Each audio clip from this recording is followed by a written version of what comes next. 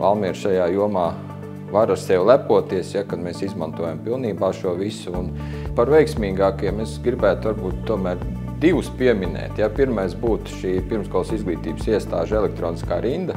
Un otru, ko es gribētu pieminēt, šī operatīvā rīcības karte, ja, kurā jebkuram iedzīvotājam no sava telefona vai planšetes vai mājās no datora ir iespēja ātri pieteikt kaut kādu veidu problēmu, pēc tam arī var sekot līdz tam, kurā brīdī šī problēma ir nofiksēta un kad viņa arī ir atrisināta.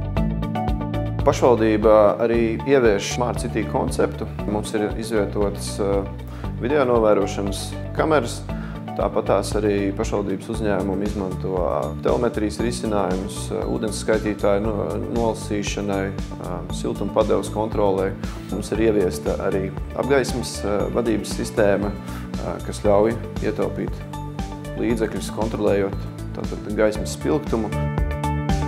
Valmieras pilsētas pašvaldība sadarbībā ar Cernikavas novada pašvaldību nākotnē plāno ieviest e-pakalpojumu portālu, kas sniegs arvien vairāk pakalpojumus pilsētas iedzīvotājiem e-vidē.